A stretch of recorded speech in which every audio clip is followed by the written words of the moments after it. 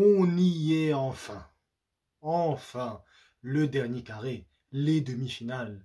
On saura bientôt, on saura demain soir, minuit, 23 heures, en fonction du match Congo-Côte d'Ivoire, qui ira en finale. Et enfin, on aura la réponse. Est-ce que la Côte d'Ivoire va encore continuer son parcours rocambolesque, je dirais même historique?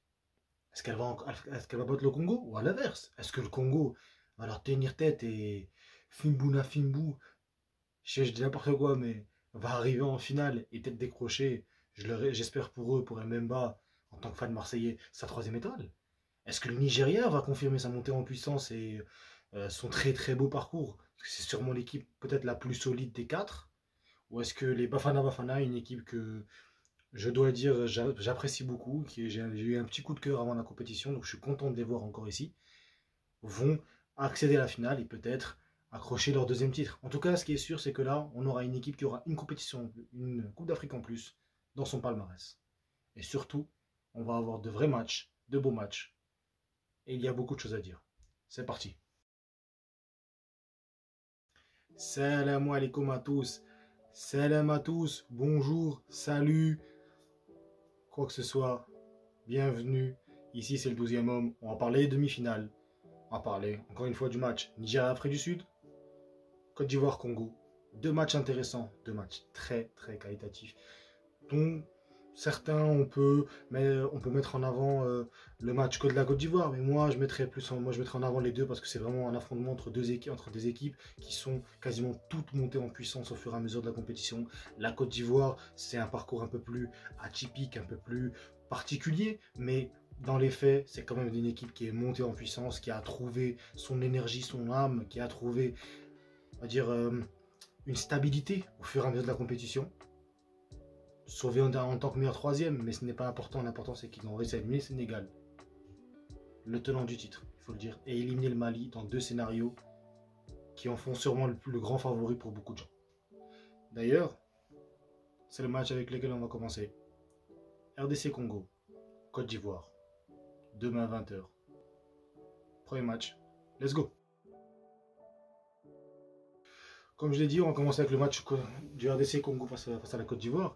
Un match qui est, on va dire, particulier parce qu'on a deux équipes avec des parcours qui, comme je l'ai dit au début, assez différents parce qu'on a comme une Côte d'Ivoire, comme vous l'avez vu, vous le savez tous, a commencé avec une phase de poule assez chaotique, où ça finit sur une grosse désillusion, une humiliation, comme l'a dit Kessié, le capitaine, face à la Guinée équatoriale, repêché in extremis, qui réussit par la suite à faire le plus grand exploit sûrement de la compétition, celui de battre le Sénégal, le tenant du titre, qui est venu faire 9 sur 9 en phase de poule.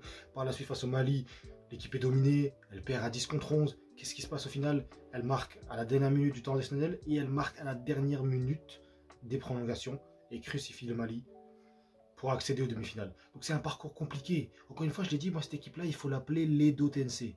L'Edo Tensei de la Côte d'Ivoire. C'est une équipe qui revient de n'importe où et qui, j'ai l'impression, a toutes les capacités pour pouvoir accéder à ce titre. L'histoire paraît trop belle. Mais attention, en face, c'est le RDC Congo. Une équipe qui n'est pas du tout à sous-estimer parce que c'est sûrement une des équipes les plus solides collectivement. Il n'y a pas des joueurs comme Osimhen, comme Fofana, comme peuvent l'être Kessié du côté de la Côte d'Ivoire ou du Nigeria. Mais je peux l'assimiler, ou plutôt la comparer à l'Afrique du Sud. C'est une équipe dont leur force, c'est le collectif, avec un bon coach de sabre qui a réussi à trouver une alchimie entre les joueurs, avec un Mbemba exemplaire, un véritable leader sur et en dehors du terrain. La justice de Dieu, c'était ses propos, hein. Et j'ai l'impression qu'elle est en train de se rapprocher de plus en plus. La justice de Dieu, incroyable cette équipe. Le match, pour moi, le match déclic a été sûrement celui face au Maroc, où ils perdaient 1-0 très rapidement. On s'est dit face à un Maroc qui voulait se qualifier au bout de 2 matchs, ils allaient sombrer, on verra au bout du 3e match. Mais non, le Congo a su être stable, a su revenir au score, a su surtout dominer le Maroc au fur et à mesure du jeu. On a vu les failles du Maroc, mais on avait surtout les qualités du Congo. Et pour moi, face à une équipe de la Côte d'Ivoire qui, elle, aime, on va dire, se retrouver dos au mur, j'ai l'impression depuis le début de ces phases finales, face à une équipe du Congo qui semble être très solide, va devoir trouver des failles. Maintenant, on sait que Kouamé ne jouera pas, on sait que Diakité ne jouera pas. Oumar Diakité de Reims ne jouera pas avec son carton rouge totalement stupide en fin de match contre le Mali, en fin de prolongation contre le Mali. À voir comment la Côte d'Ivoire va pouvoir jouer. Est-ce qu'Adingra sera titulaire? Est-ce que cette fois on mettra Sébastien Haller titulaire? Parce que j'ai l'impression qu'Haller et Adingra ont été très très bons lorsqu'ils sont rentrés en match. D'ailleurs, Haller, sur les 2 derniers matchs, c'est lui qui est un facteur X. Hein. C'est lui qui fait la déviation pour que Adingra marque le but en temps additionnel. Et lors du match face au Sénégal, il a été très très bon lors de sa rentrée. C'est lui qui fait la passe décisive pour Nicolas Pepe. C'est dire à quel point Haller est très important. Mais est-ce que dans un match où il va avoir un Mbemba sûrement sur lui, où l'équipe, je ne sais pas s'ils auront le ballon, mais ils vont affronter une équipe très très solide, compliquée à bouger.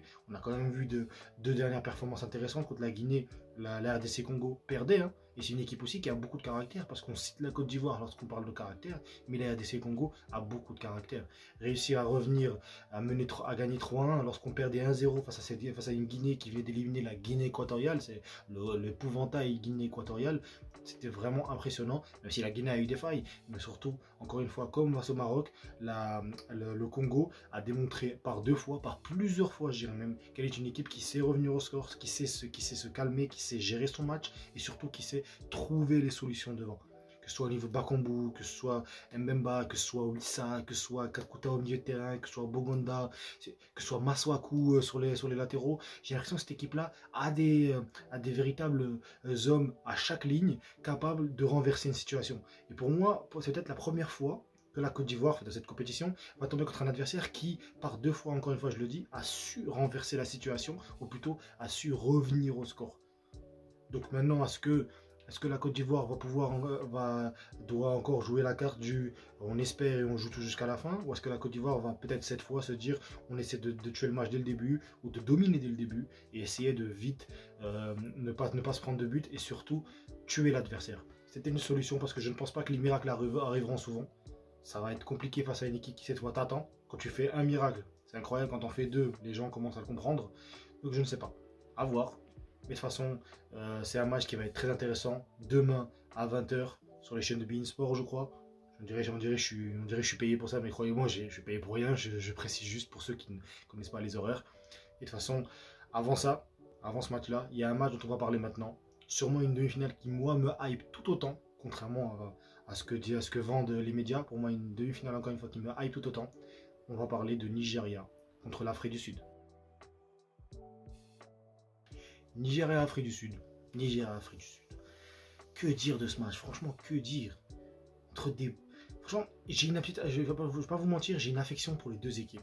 Un peu plus pour le Bafana Bafana, parce que avec mes amis j'ai fait un pari et j'avais dit que le Bafana Bafana pour moi serait dangereux. Il m'avait étonné lors de la victoire face au Maroc, non pas dans la compétition, mais bien avant en qualif CAN. C'était un match, je veux dire, qui ne comptait pas pour grand chose, mais tout de même battre le Maroc 2-1 dans un scénario qui était similaire à ce qui s'est passé, même si cette fois le Maroc avait réussi à marquer un but, mais dans un scénario similaire.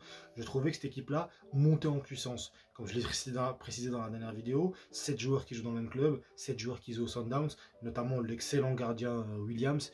Franchement, c'est compliqué à jouer, c'est compliqué à adapter. Et encore une fois, cette équipe de l'Afrique du Sud, en fait c'est un match où on va assister peut-être à 2 opposés. Tout d'abord, on a le Nigeria, une équipe qui est très solide. D'ailleurs, je ne sais pas si Osimhen sera là, mais j'allais parler de lui. Osimhen, avec un Osimhen leader, un leader charismatique, un leader dans le jeu, et surtout dans l'attitude, similaire à ce que je disais sur Mbemba. Mais cette fois, Osimhen est un joueur qui, je pense, a su assimiler son rôle de leader, son rôle de ballon d'or africain, sûrement de meilleur joueur africain actuellement, et a su se travailler pour le collectif. On le remarque sur l'action face au Cameroun, où lorsqu'il fait une très belle récupération, il ne pense pas directement à marquer, mais il pense à la mettre et à la décaler pour Lookman, qui marque le but du 1-0 face au Cameroun. Pour moi, c'est une action qui est peut-être anodine pour certains, pour moi qui est importante, et qui détermine et qui démontre à quel point Osimhen prend son rôle à cœur. C'est une équipe aussi, maintenant on va parler du Nigeria globalement. Le Nigeria, c'est une équipe qui a beaucoup de talent offensif, qui a, José Peserius, leur coach, a compris que cette équipe-là n'était pas la plus talentueuse au niveau du jeu, mais elle était talentueuse au niveau du jeu. Elle a beaucoup de talent, mais elle n'est pas la mieux armée collectivement. On pensait tous, et moi le premier, que ça allait être un flop, et au final non, ils nous ont fait mentir. Je rappelle, on est sur 5 matchs, 4 clean sheets, un seul but encaissé. Pour une équipe dont on critiquait la défense, c'est très impressionnant. Et surtout, je pense que c'est une équipe qui est clinique et qui sait utiliser ses armes offensives. Maintenant, à voir si Osimhen sera là. Je pense que ça va être un match très intéressant, encore une fois. Il faudra faire attention à lui, parce que les joueurs le suivent. Donc, il y a beaucoup d'espace pour les joueurs rapides comme Simon ou comme Lookman, encore une fois. Maintenant, si Osimhen n'est pas là, qui va rentrer à sa place? Je ne vais pas faire le hipster, je ne connais pas totalement leur effectif, je ne sais pas qui peut jouer à sa place, peut-être un 4-4-2 avec Simon Lookman devant, faire rentrer d'ailleurs Terem Moffi qui est venu remplacer Boniface.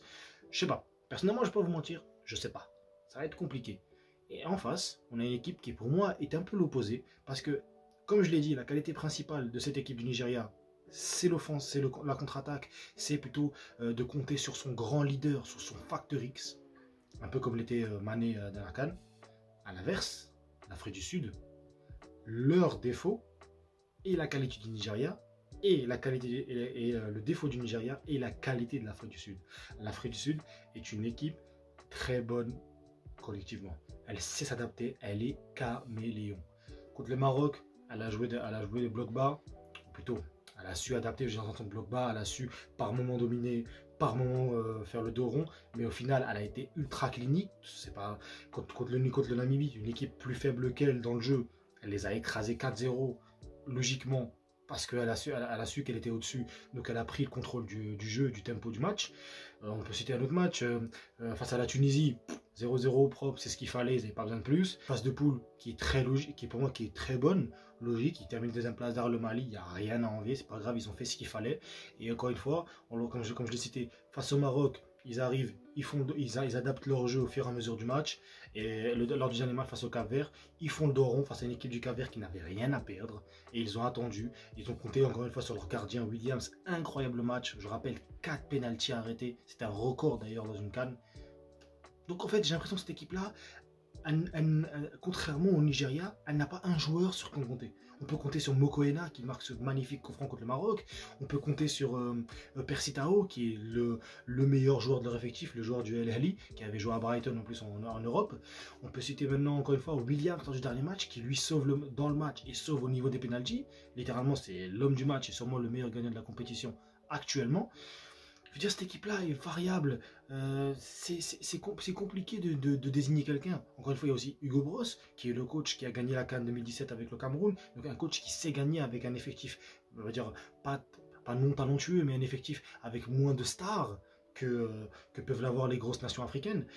Et là, son parcours le prouve. C'est un coach qui sait gérer et son équipe est là parfaitement. Et encore une fois, là, c'est ce vécu collectif que les joueurs ont, les joueurs ont avec le Sundowns. Ils jouent très souvent les demi-finales africaines. Ils ont gagné la Super League africaine dernièrement. Je veux dire, ça compte dans des matchs comme ça. Et face à une équipe du Nigeria qui peut-être, encore une fois, il faut mettre des guillemets, sera amputée de son meilleur joueur, de son leader, Victor Osimhen, pour moi, ça peut vraiment jouer. Et personnellement, si je devais donner un prono, j'aime pas le faire, hein. Seul Dieu sait ce qui va se passer et c'est difficile d'analyser un match, surtout une demi-finale. Si Osimhen n'est pas là, ça va être compliqué je pense pour le Nigeria. Mais attention, c'est une équipe qui a déjà tous les pronos et qui peut encore le faire. Et inversement aussi pour l'Afrique du Sud, si Osimhen est là, on peut dire que le Nigeria est largement favori. Mais à ce moment-là, l'Afrique du Sud peut aussi déjouer les pronos de son côté et savoir encore une fois s'adapter. C'est vraiment, pour moi, c'est vraiment un match intéressant parce que comme je l'ai dit, c'est pas une opposition de deux styles, mais surtout une opposition de deux philosophies et de deux parcours. Une équipe qui s'adapte et qui se base sur son collectif et sur plusieurs de ses joueurs à travers la compétition.